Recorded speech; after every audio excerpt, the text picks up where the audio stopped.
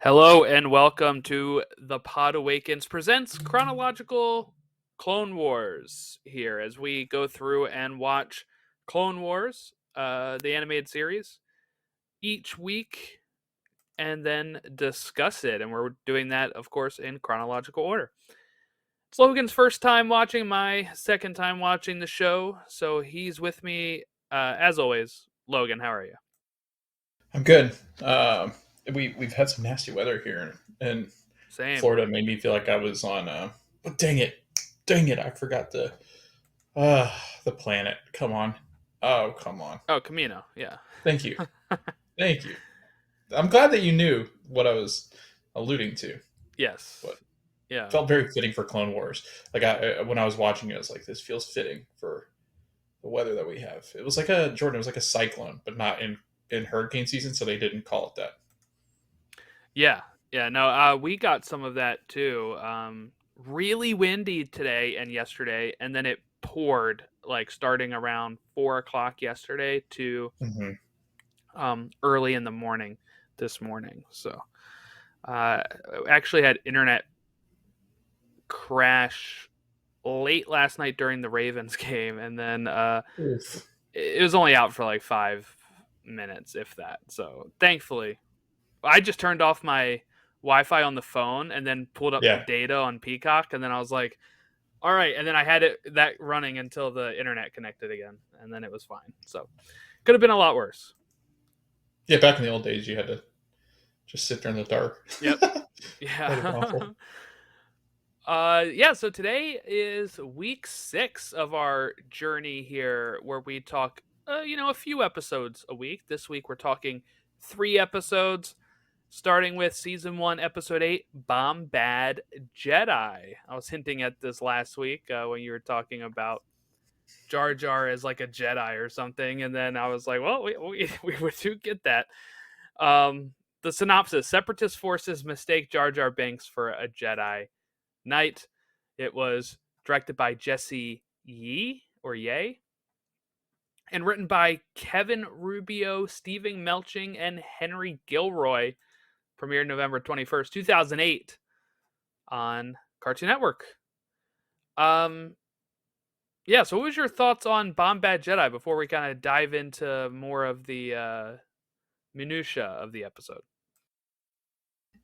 Um, there were moments where it was very Jar Jar, but there was other moments when I really liked it. The whole arc that we'll get into, I really enjoyed this particular episode. I think because 3PO is more involved, and I like when 3PO is involved, especially with Jar Jar, because I feel like Jar Jar is so clown and so Mm-hmm. jester, and C3PO is very much the black and white. Like, what are you Yeah, doing? yeah, But also quirky in his own little way.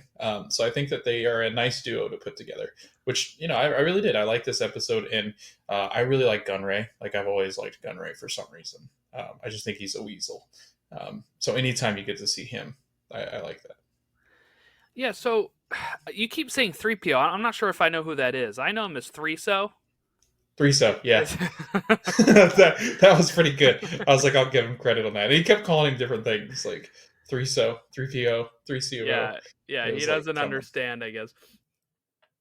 But yeah, this is a heavily Gunrings. Jar Jar episode. I do really enjoy this one, actually. I thought it was funny. My wife was laughing along with it as well, so that was a win, I think, in our books here. But not just a Jar Jar, like you said, 3PO, but we also get Padme. So you kind of get like, what was it, last week or a little bit ago?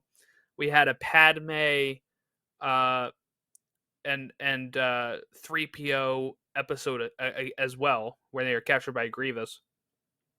And then you get them here, but this time with Jar Jar. Um, and Jar Jar, of course, causes the ship to spin out. I wrote down in my notes here that Palps has had enough of Jar Jar's shit. All right, because uh, in this opening, like you can tell he's like, maybe like it's kind of like that friend that somebody brings along that is a friend of a friend, right? And you're friends with like your friend, but you can't stand the other guy, the other friend. That's what this is like. Palpatine's like, maybe we just let Padme do this. Maybe we don't have Jar Jar do this important mission, which is funny because really it works out either way for Palps, right? Like he is playing both sides, but even with him playing both sides, he's still like, I've kind of had enough of this guy. Is kind of what Palpatine's thinking. Um, and then of course Padme has to teach, like she has to assign Jar Jar a task, almost like a big brother watching the younger brother, but it's really like I don't know the reverse here. It's almost like telling the younger brother is going to be watching the older brother because you're like 3PO is the one that can actually take care of himself, right?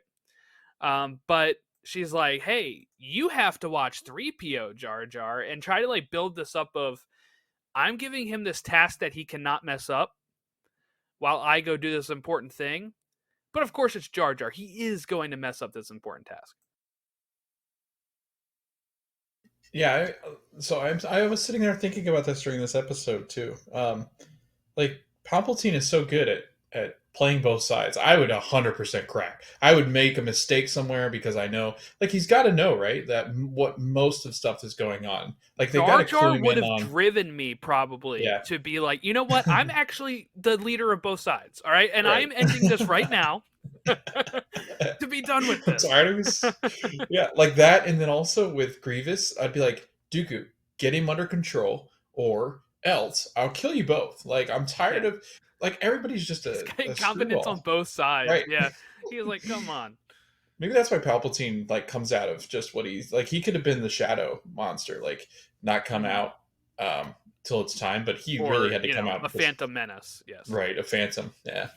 But no, it is funny to me. Every time I think about the Supreme Chancellor, I'm like, how does he play both sides? Because it's very good. Like it is very good on the fact that doesn't really he doesn't really ever he doesn't slip up. Like I can't think of a time. I mean, he kind of lets Anakin in, and he kind of alludes to things, but And he even only does that Anakin's because he knows he can right, get Anakin on his side.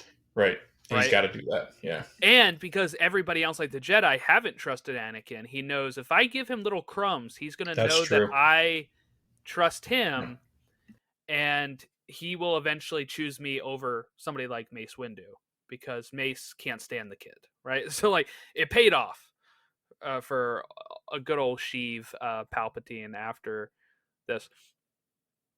Okay, so Padme, they're on Rhodia is where they're going, and this is a planet full of Rhodians, and she has somebody she calls Uncle Ono, um, who was a friend of her father's when her father was serving in the Senate, and kind of like really one of the only big references we ever get to Padme's parents. I don't think we ever really get much information on them at all, like canonically. Um, Now, Newt Gunray has already kind of gotten to Uncle Ono here and is saying, like, uh, and I don't mean like got to him in the sense of like where he's 100% on the separatist side, but he's like, hey, this guy says he's going to give me the supplies we need for the planet. So I'm sorry, Padme, I have to go with this.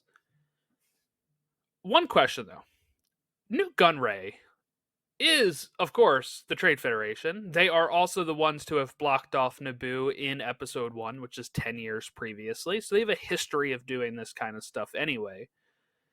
She was friends with Padme and her father. Wouldn't he kind of know that, like, Newt Gunray can't be trusted? I guess it's just a desperation move at this point, but I was like, dude, you should know how bad these people are just from the fact that you're friends with Padme and go way back.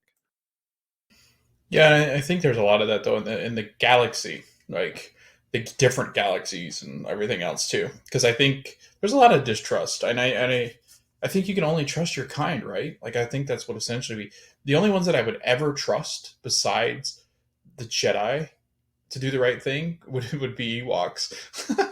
Like I feel like Ewoks would always just do the right thing. Oh, eh, oh. Yeah, Yeah, them singing but their little song as they're about to burn all the humans at the stake. yeah, Yeah, you Yeah, can trust them. No problem. yeah. But as far as like as Gunray, like as far as that's concerned, like I don't know what those people are called, but they are anytime they show up, they're slimy. Like I Nemoidian. do like what are they? Nemoidians. Nemoidians. But I do think that they have a slimy characteristics, kind of like the Camino people too.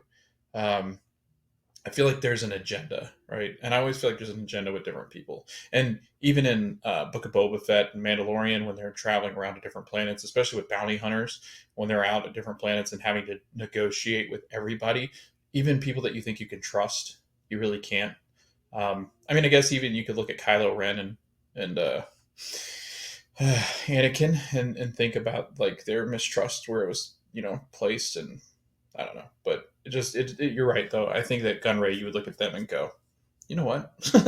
I don't know if we can trust you people because you continuously do shady things like this. And then even when you're arguing in the Senate, when they're arguing in the Senate together, I think that's in two, right?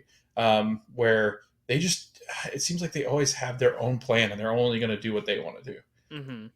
and forget anybody they have alliances with because, yeah, very political people.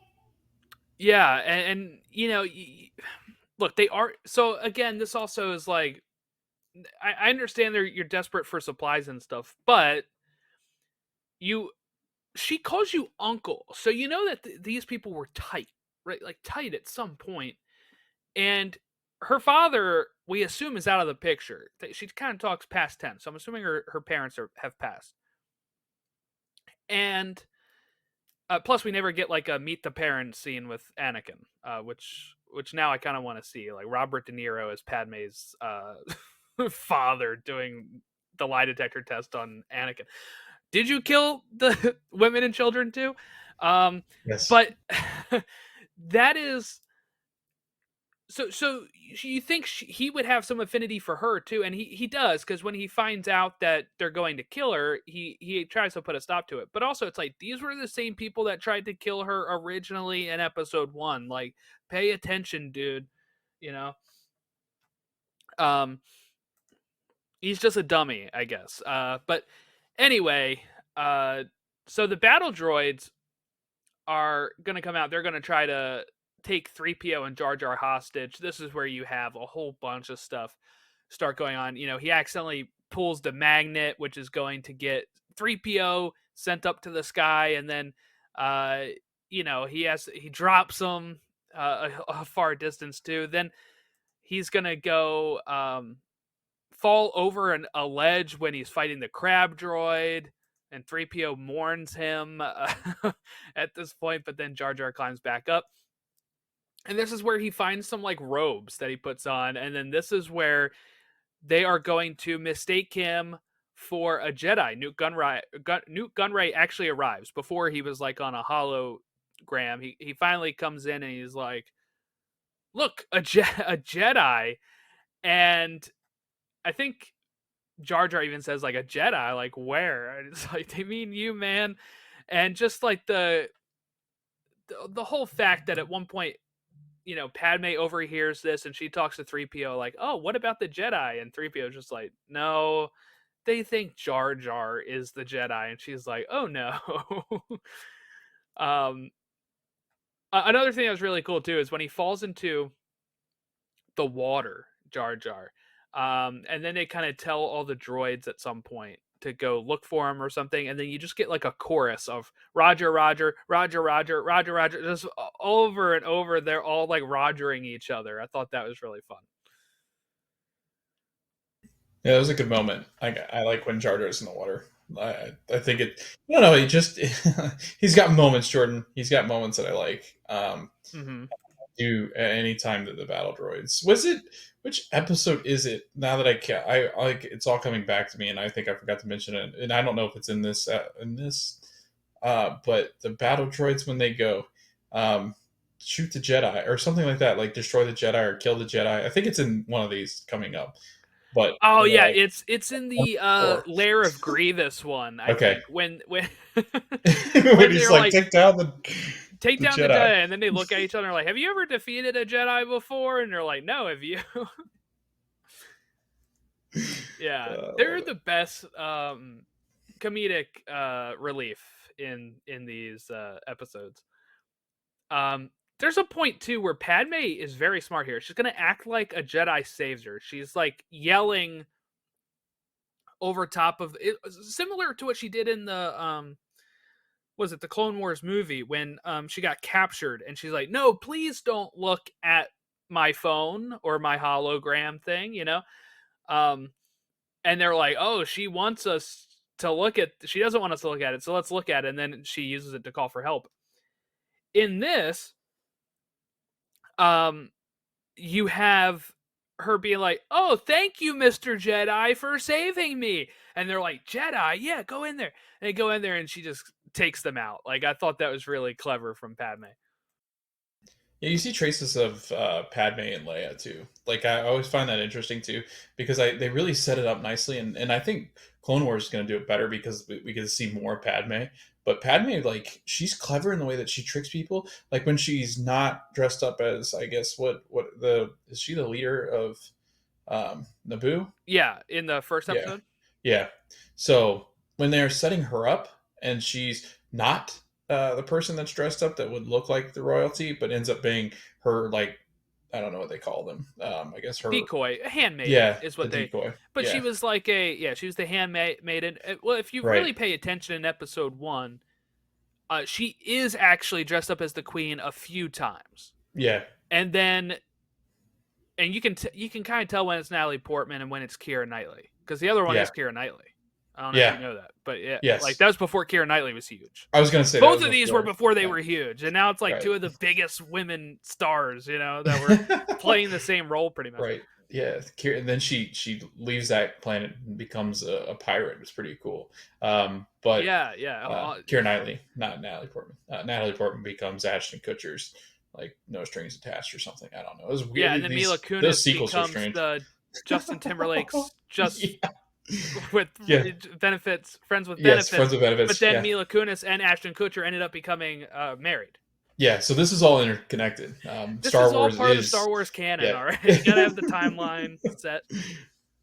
But I do. I love Padme because Padme seems to be the ultimate negotiator. She's smarter than Anakin, obviously, and she does things that I really do. I wish a Padme show would be cool, like just to Yeah, kind of see that side of it. yeah, you say she's smarter than Anakin, and I'm like, yes, yeah. Like, I can't ever see her killing a bunch of kids for an Yeah, old chancellor. yeah, Like, or going on a 2 minute rant about sand. Like I don't. yeah, yeah. She's She's not like, one that really? I strikes me, kind of. but She's like, I kind of like sand.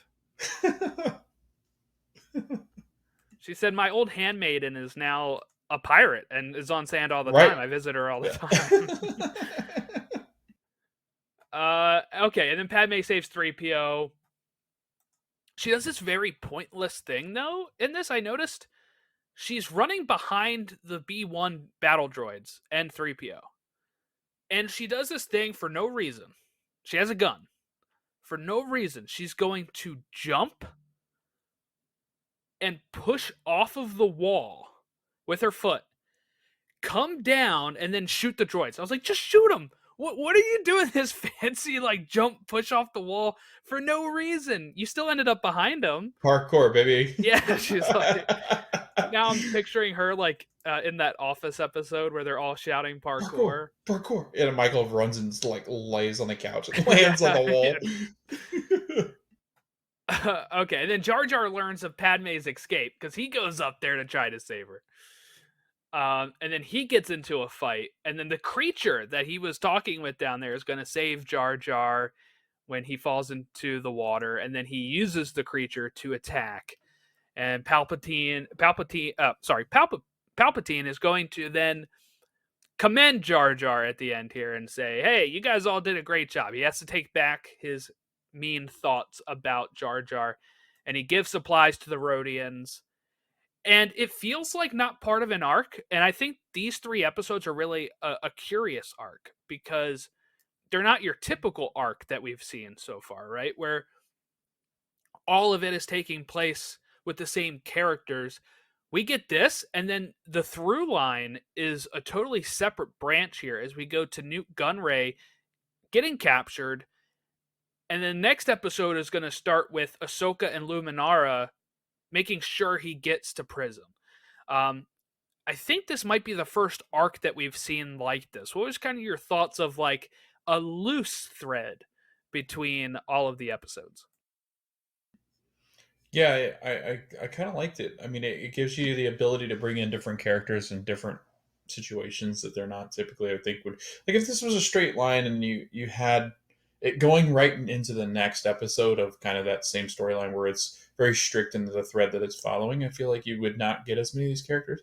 Like I did not have any idea who Luminara was. Like this is the first time I've ever seen this person, this Jedi, and it was interesting. Like you get a mix with Asajj Ventress in it in the next episode, so you get that loose. Like I said, the more loose it is, I think the more characters that can kind of ebb and flow in and out of the storyline, and it just makes sense. Like this is a prisoner transport, and like there's got to be Jedi that do that, right? There's got to be Jedi that handle the prisoners that they keep captive because in wars you do have the prisoner of war, so I think that's ultimately what the viceroy becomes. But yeah, no, I love the loose thread because it doesn't feel like it's as constrained, and that's what I've always liked about Star Wars when they started to break out of the original, right?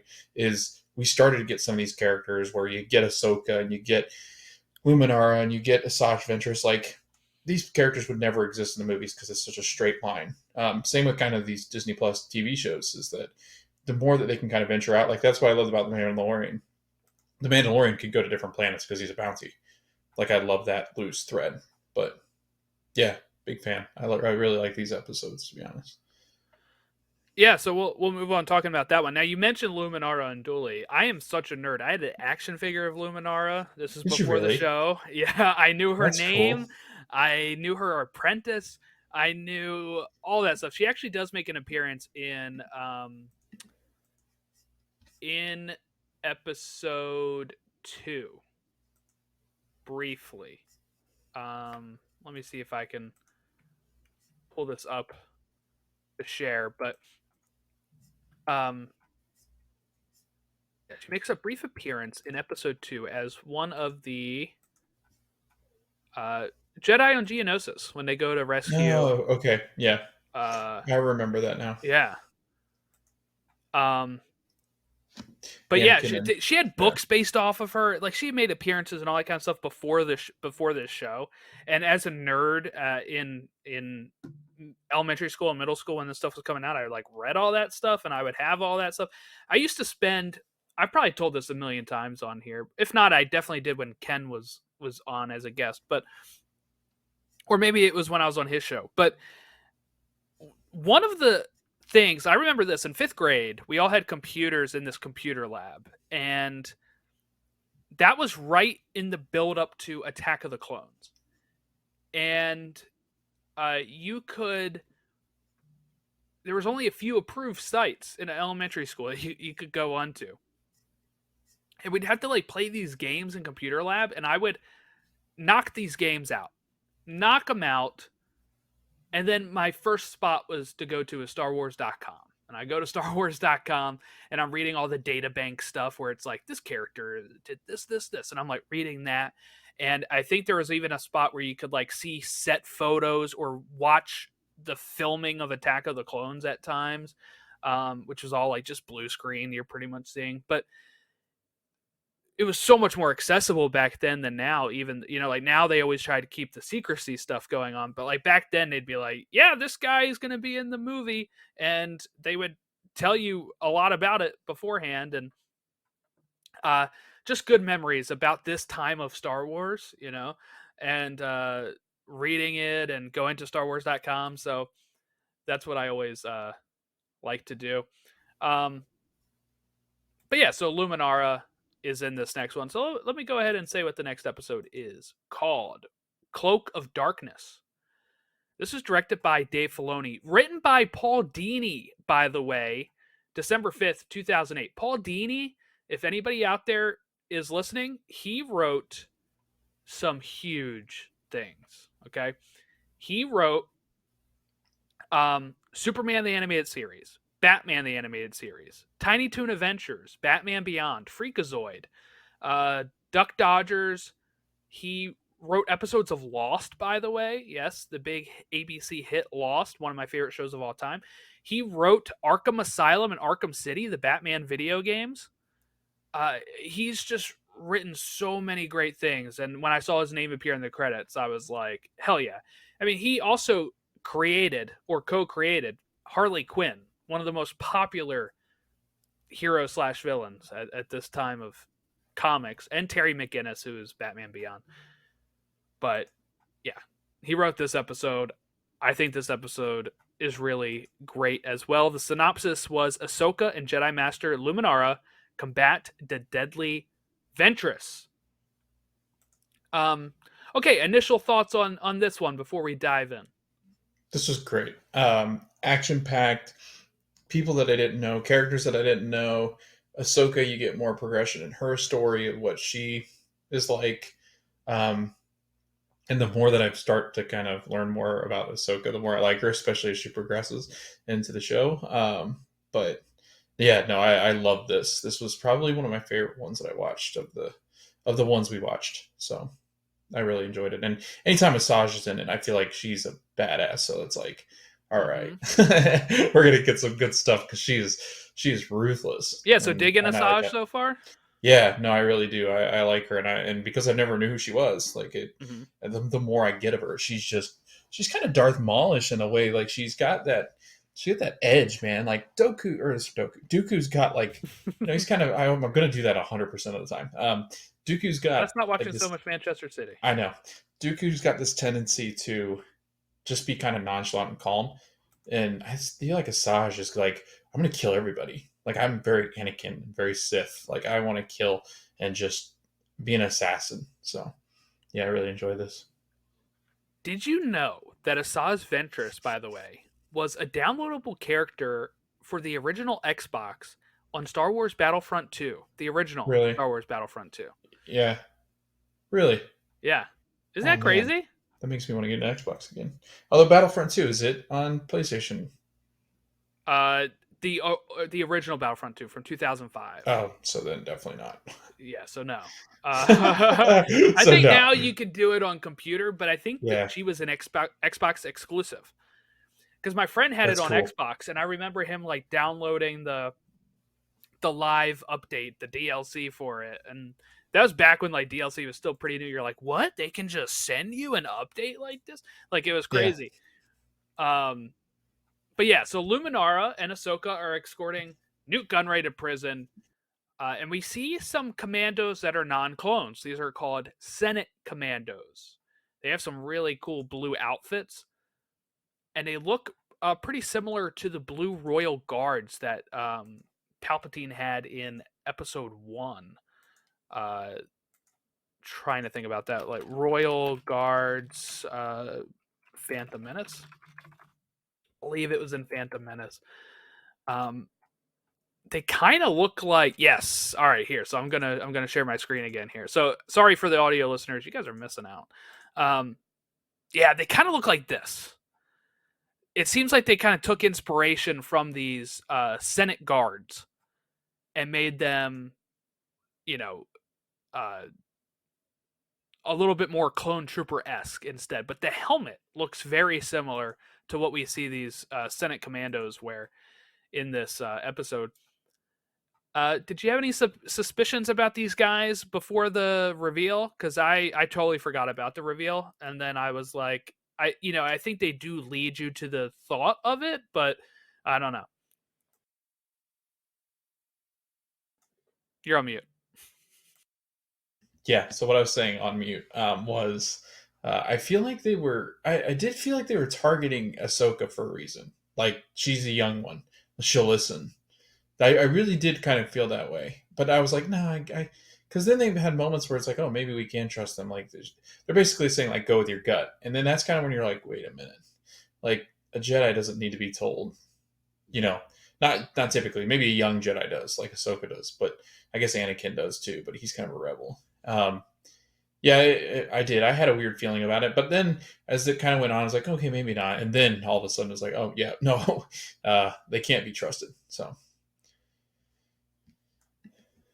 Yeah, it was. I mean, I like his line here where it says he'll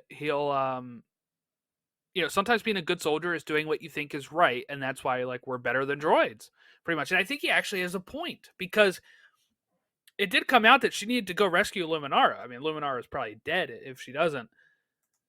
But it's funny, he was saying it more of like he'll repeat that line when he's talking about why he betrayed them, right? Um, he wanted money. He felt like he was doing what was right in his heart for taking care of himself. So it's funny how you can kind of get a good lesson from somebody like that, but it might end up being the wrong interpretation, right? Like they're gonna twist it for their way.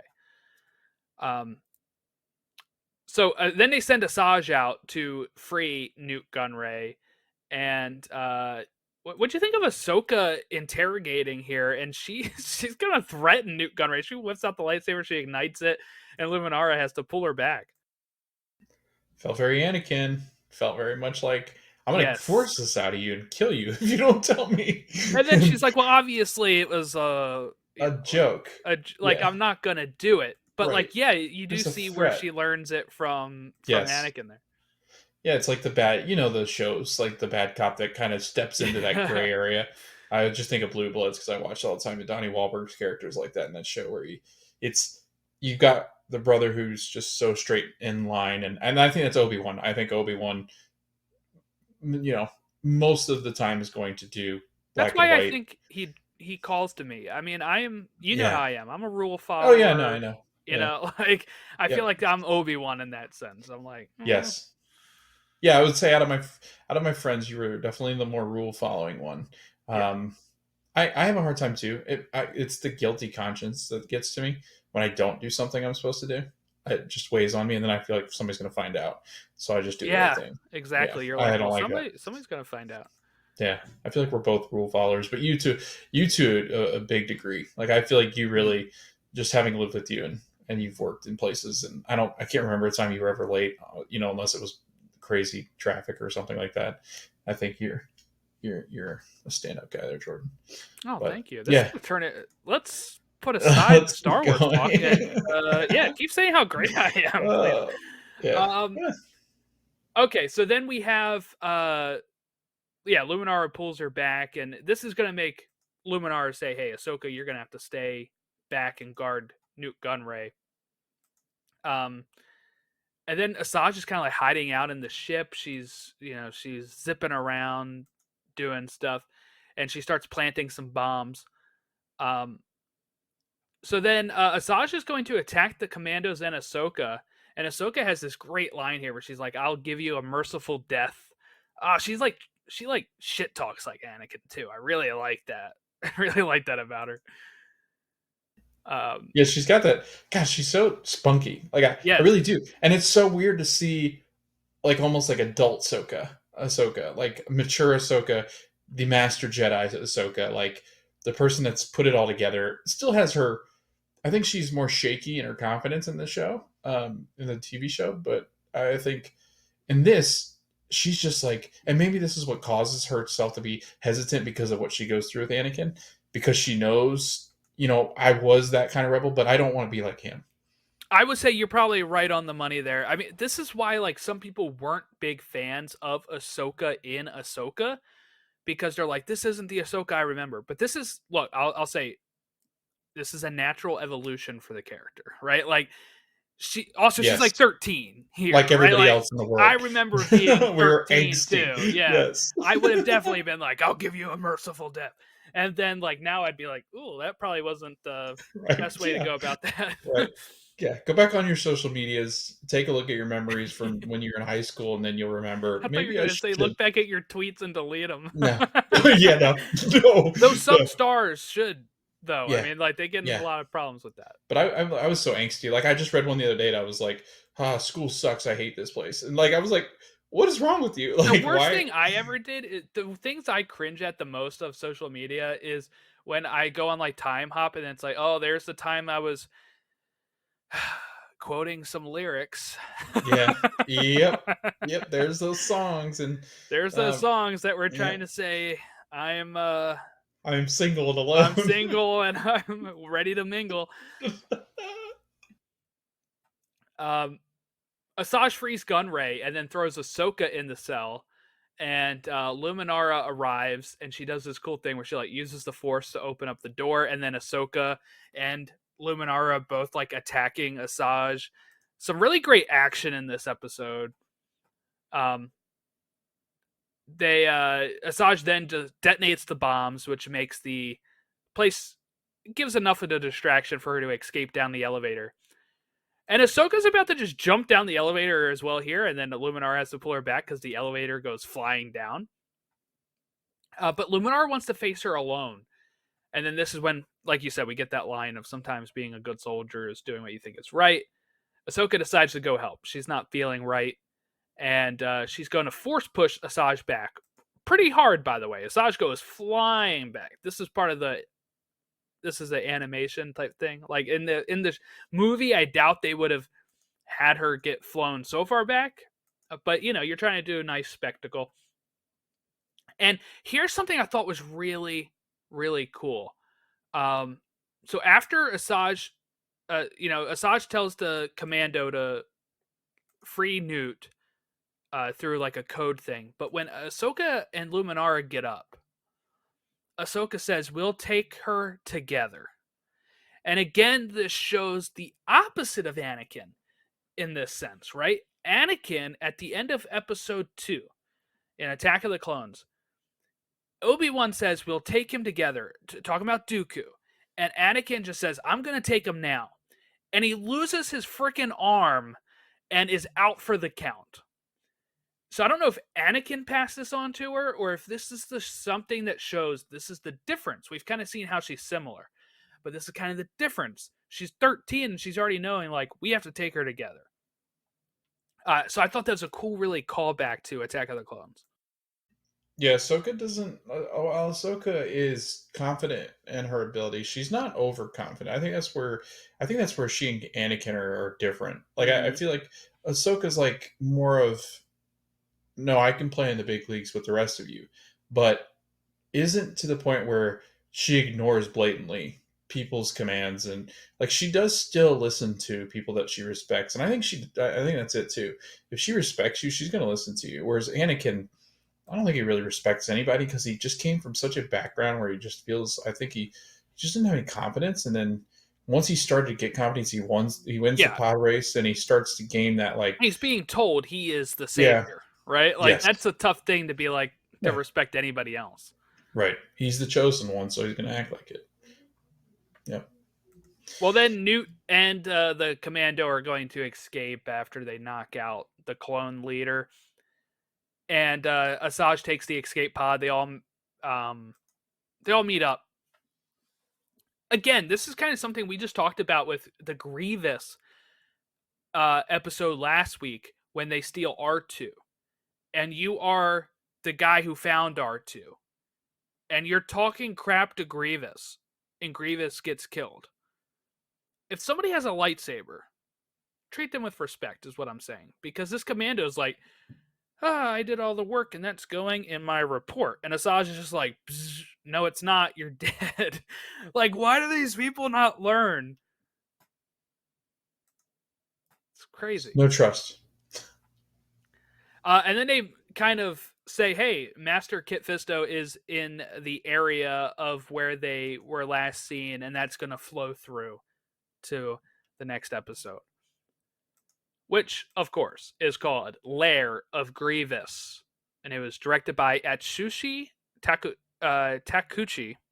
And it was written by Henry Gilroy. And it premiered December 12th, 2008. 15 years ago, almost to the day of when we're recording. And this synopsis is General Grievous proves his allegiance to the Separatists. So what was your general thoughts on Lair of Grievous? I was like a giddy child in a candy store when Kit Fisto came across the screen to open the episode. I was so excited. I love Kit Fisto. So, uh, overall thoughts, like this was a really cool take on an episode where, again, Grievous was so fascinating to me. when you do see him in the movies. So it's so great that we get more of we'll get a bigger extent. And also, Jordan, I got a question. Um, is Grievous like sick? Does he have bad allergies? Like, what the hell's wrong with him? Like, why is he always coughing? Do we know? So that's a good question.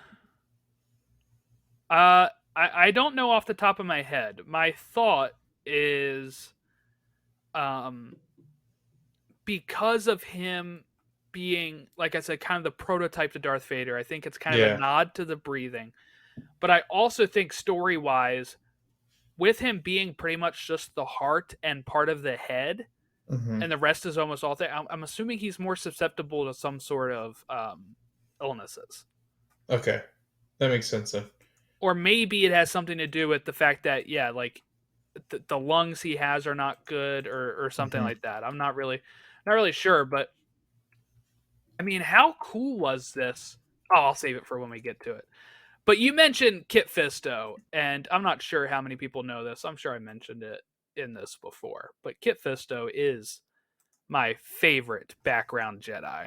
Yeah, I I love think him you. so much. I think Here we I did am. that. Here I am meeting him at Star Wars That's weekends so cool.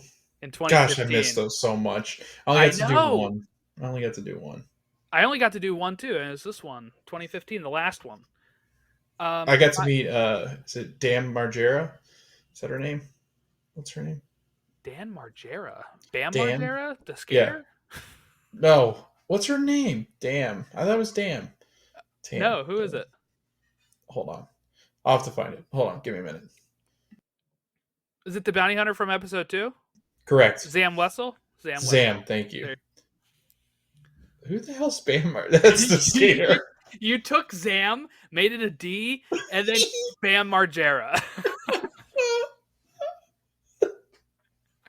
He was not at Star Wars Week. No. I kind of want to see that now, though.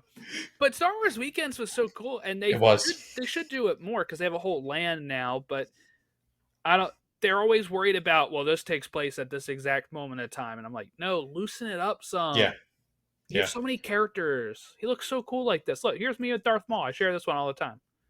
And you can separate them too now really well. Yeah. Like you could put them in launch bay. You could put them there. None of the Disney Junior stuff is used. Like you could throw up those scrims. Those are easy. What about Voyage of Different the parts Little of launch Mermaid? bay. That's not used right now either. Right. No, you could use that whole land and that whole area, just turn it into a Star Wars weekend. And even that main drag, like they don't do parades really. Like they don't, Mm-hmm. they're always trying to find something to do. That was easily the most successful and the biggest moneymaker, I think, that they've ever done. The line for the store was like hours long. I mean, Hmm. come on, people. This is I not don't hard. get it. I'll never understand why it disappeared. Like, I guess because it was so much. But again, everything they do is so much work. So I just don't understand. There's a lot of meet and greets, like tons of meet and greets. You could close down Frozen Sing Along for that month, have cool panels where, they can have, Yeah, I got that to kind of see discussion. And Warwick Davis, who yeah, plays Wicket the Ewok, yeah, and also played Professor Flitwick in Harry Potter. I got to see a show with him where he explained yep. his career. I got to see um, Jonathan Arnold Taylor, right? Or am I messing that up? I feel like I always mess that up. Um, Definitely not James Arnold Jonathan Taylor. Taylor. Sorry, James Definitely Arnold. not Jonathan Taylor Thomas. No, Like, that's the wrong. James Arnold Taylor, who voices Obi-Wan in this show in Clone Wars. Um, I got to see him do a whole thing about voice acting and stuff. It was all really cool, and I wish that they continue that. But Kit Fisto, by the way, one of my favorites. I remember I just love him in Attack of the Clones too, when he just like gleefully pushes 3PO when 3PO's got like the head on the Yep. battle droid. Yep. Um, that was fun. And he just looks cool. And then, man, does this episode put it over the top for me? He is so good in this episode. Voiced by Phil Lamar, by the way, who is a legend as well, voice acting wise. But so this episode picks up with Is Kit Fisto looking for Gunray. is Veb the one in Galaxy's Edge? Oh no. Okay. I mean it's the same. It's a He Mon looks like that. Calamari, yes, but Okay. the one that we see in Galaxy's Edge. I can't remember his name. But he's in like the sequel trilogy, I believe. General Radis, I believe, Hmm. something like that. That might be the one from Rogue One. I might be mistaking myself there. Okay, Kit Fisto's looking for Gunray. I wrote my notes. He is so effing cool, man. I just love Kit Fisto. And we meet Kit's former apprentice, Nadar Veb, here. By the way, an aside, Nadar, voiced by Tom Kenny. If anybody knows who that is, he voices SpongeBob SquarePants. So I could hear it a little bit in this when he was talking. I was like, that's Tom Kenny. That's wild. I didn't know that. That's cool. Yeah. I have to go back and watch it now. Not he doesn't use the SpongeBob voice, but he kind of sounds like Yeah. the pirate, like when he is Yes. because Tom When he Kenny plays the yeah. pirate as well in those episodes. So Gunray is talking to droids, and I knew at this point he's not there, right? Like they make sure to not show him, and then he turns around and he's in the hologram, and it's a trap for the Jedi. And then this is where, yes, this is the scene where Kit and Nadar draw their sabers, and the droids are like, "Have you ever killed a Jedi? No. Have you ever killed a Jedi?" And it's just like, I don't know what they were kind of getting at here, but my thought is they were thinking, we're kind of screwed, right? Like, have you ever killed a Jedi? No. Have you heard of anybody that has? No, not really. Like, none of these droids are going to be successful in taking down the Jedi. They all know that their time has come, I guess. Um, yeah, and then Nadar's like really leaning into like, I was gonna say the dark side a bit here, and Kit has to keep saying like, "Hey, you have to like have some restraint, man," because Nadar's like showing some anger. He's upset about the trap. He's upset. He wants to just defeat Grievous so much, and we get something too where Nadar's gonna blame the clones for something when Grievous crawls away. And what I wrote in my notes here is definitely seems like the Jedi were promoting Padawans to Jedi Knight too quickly when they weren't ready due to the war. Kit is going to say at some point, like, sorry, I couldn't have finished your training or been there for your trials. They weren't, he wasn't ready to be a Jedi Knight, but they were kind of screwed because they had a war going on. They needed more generals. So they were kind of like, I guess let's promote these people that have been Jedi for a while. And it's going to backfire because Nadar is going to die later on in this episode. But just something I thought that was very interesting, when something we haven't really thought of when talking about the Jedi yet is some of their mistakes, right? We kind of talked about their mistakes when it comes to how they dealt with Anakin, but really how they dealt with anybody. I mean, they're promoting this guy to a Jedi Knight, and he's out there not really living the Jedi way and never seemed to really pick up on some of his master's greatest lessons. Yeah, I think that is an interesting.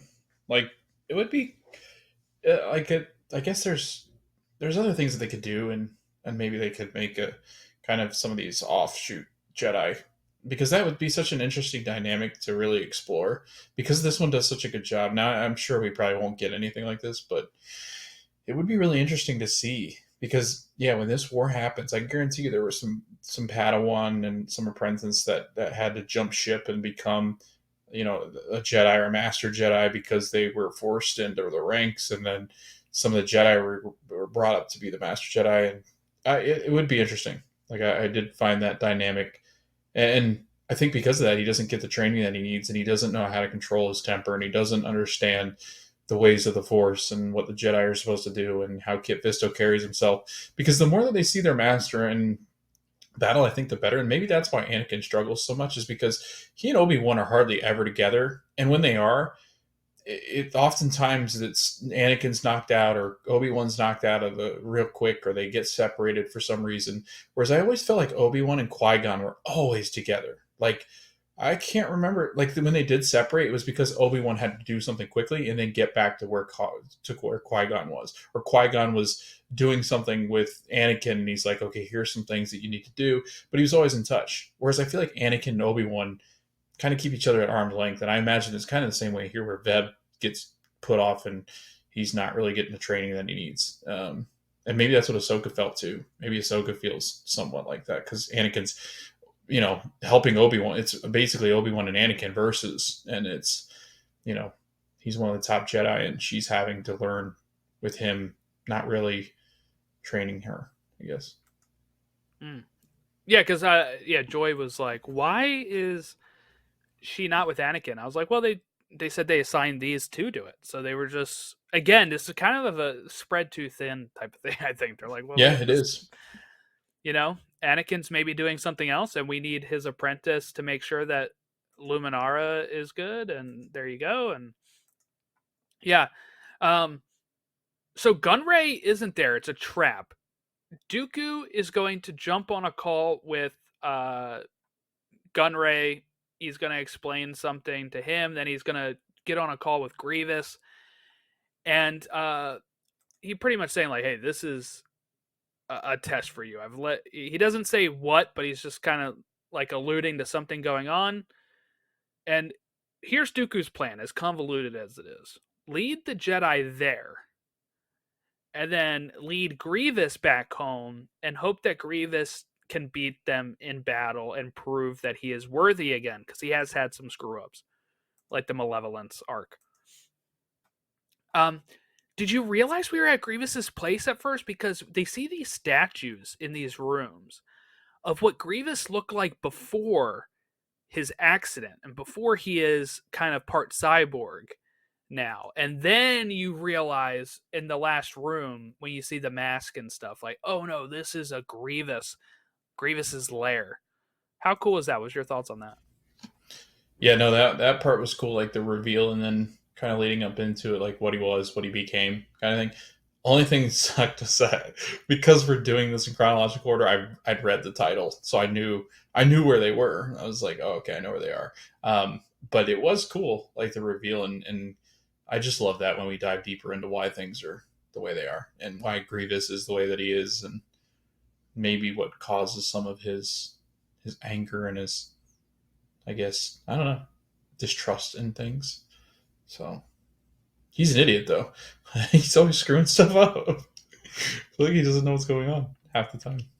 All right, I found him here. I got pictures from here's one of them. This is him before you realize it's him, right? He's got like it's a statue of him as you're going through, and you're like, oh, he doesn't really look familiar to me, right? And then you have these where it's more of like, oh, you kind of see the face a bit, you know, Yeah, but he's like a normal warrior a bit here before he ends up getting. um I don't know if they've ever really said in the new canon, but I remember back in the old canon it was like some sort of accident explosion thing that then Palpatine and them rescued him and rebuilt him or something. But I'm not sure what the story is these days. But I thought it was really cool to kind of hint at that kind of stuff in this episode. And if you didn't know the title, right? And even as somebody that did know the title, I totally forgot they were in Grievous's lair. You know what I'm saying? Like, I was just pressing the next episode. I'm like ready to see what happens with Kit Fisto. Um, so Grievous is going to get away at some point. Kit Fisto cuts off his legs, which was really awesome. And then he's gonna like monkey bar it to jungle gym it almost to the safe room for him where he's gonna get worked on by his droid, his little sassy. And he's also gonna turn on his Magna Guards, which Dooku had turned off to let the Jedi in. And he realizes, this is what they're doing here. He sends a creature named Gore after the Jedi, which is like this big monster thing that they take down. And Dooku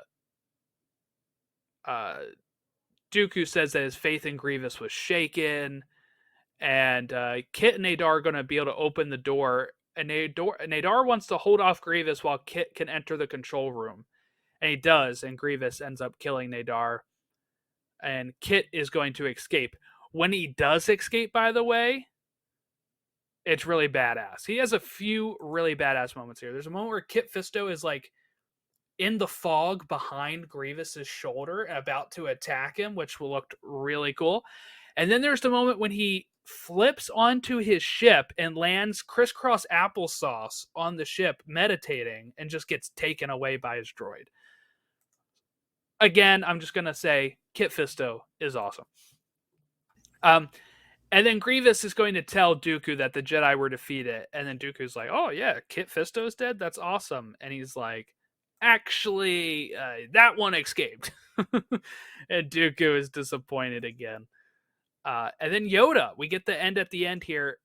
This is kind of what I was referring to with Nadar. He's like, maybe we're kind of losing our way a bit. We're in danger of losing who we are.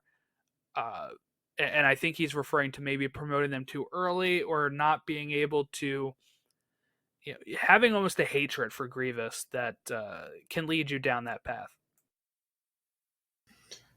Yeah, I mean, again, I think Kit's just he's so calm and collected, and he's a master Jedi, so he knows what's going on, and I think he sees things before they play out, kind of thing.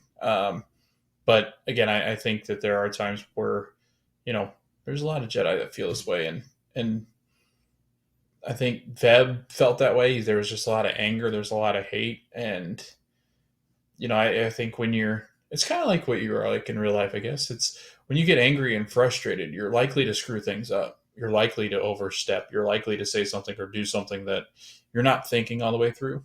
Um, Whereas Kit Fisto, I feel like is constantly thinking things through, taking the moment to kind of pause, to breathe, to understand what's going on. But yeah, no, it is an interesting dynamic, and I do like the hatred towards Grievous because I mean everybody hates, and I think that's what that resonates. Is Grievous is like one of the most hated because I think of just how tough he is to defeat and how tough he is to just And he's killed get so many past. Jedi. All of Yeah, his lightsabers are from Jedi right, he's killed. right. So no, I think it's great that they're using him so much because it really is. He's one of those characters that when you see him in the movie, I can remember as a kid wanting his action figure because he had so many lightsabers. But I don't think you notice that when you're a kid that he's got those because you're like, well, he should have red lightsabers if you really think about it. He doesn't. Yeah, He's got it's like loosely alluded to, right? When he captures Obi-Wan and Anakin, he's like, others to add to yeah, my collection or whatever. But like it's kind of been always more like background information. Like you pick up the action figure, and on the back of the action figure it might say his weapons come from the Jedi he's killed, and you're like, oh, he sounds badass. And then you watch the movie and he like doesn't do much, right? Like this is giving him a little bit more credence and build up. yeah, 100% agree. I think it is. He's one of those characters that's just so unique, and you're kind of mad because he doesn't get the justice I think he deserves. And really, I mean, just is integral in the empire just becoming what it is. So All right. Well, that pretty much wraps up those 3 episodes. But we have to do our usual. Let's rank the weeks, right? I don't know about you, Logan. This is my favorite week so far. Part of it is because of this episode. I think this episode is just really great. Uh, Being in Grievous's lair, there's real stakes here. Focusing on Kit Fisto is awesome. But I think all 3 of these episodes were really good. Like Bombad Jedi is better than you would anticipate, I think. And then the Ahsoka Luminara versus Saj last episode, and then this one kind of being the topper off of the arc. I thought was really a strong end to the arc. And what you said before about the loose thread, it makes the arc not feel stale because you're getting different viewpoints throughout the thing. You're not like, oh my god, we're still on the Malevolence arc right now. Like you are, fully, or we're still saving Jabba's son. Like we are fully now in a part where they are like really confident in what they're doing, I think, and had like the way to make arcs not feel stale or too long. So it's my favorite week. yeah, I think Attack of the Clones does a nice job of kind of introducing some of these characters, but Clone Wars really does a nice job of like Jordan. We've gotten now. Anakin after Grievous, Obi-Wan after Grievous, Ahsoka after Grievous. You've got now Yoda after Grievous. You've got um, uh, Kit. You've got Veb. Like you've got all these Jedi that are going after Grievous, and then you mix in Asajj Ventress, right? And then you Luminara, and you've got Ahsoka, and so they're after Asajj, and then you had the moment when Obi-Wan and Anakin are after Asajj. So like it is. It's exactly what I wanted out of the show. And like you said, I think these episodes, it continuously got better. I think this is my favorite week so far. And by a long shot, like we get so many great, and Grievous's lair might be one of my top episodes at the end of this Yeah, I thing. think this is my top one so far. This episode, I think, Yeah. is my favorite. And I Yep. remember it when I watched it, but then, like, the first time, but when I watched it again this time, I was like, oh, this is much better than I remember. Like, this is great. Hmm. All right, well, that about wraps us up here. If you want to send us any sort of feedback at podawakens on all of our socials. By the way, I started a Discord for all of our podcasts. It's called the Logjam Media Discord, which I just started well, about a week ago, less than a week from when I'm recording. By the time you're listening to this, like 2 or 3 weeks ago. But go ahead and join us. You can find it in the link tree or in the description below, and you can just jump in there. Ron and Chris are in there. They were recapping Ahsoka with me. Casey McGeorge is in there. He did the Rogue One first time watching that I put on the feed. Jack C. Prasad is in there. He's been on here for little news updates before. Uh, I'm in there. We're having a good time there. And it's for all of my podcasts, which means you can talk DC, Marvel, Star Wars, all that good stuff. Movies. We even have video game stuff there too, just from like, because I also put content on YouTube occasionally. So we're just having a fun time over there. So I hope to see you join us if you are listening and want to discuss anything. Really, we're having a good time over there. But yeah, so thank you all for watching and listening. We will catch you next week when we talk episode 11 and 12 of season 1, Dooku Captured and the Gungan General. A 2-episode arc is what we're heading into here. Have a great rest of your holidays. We'll see you next time.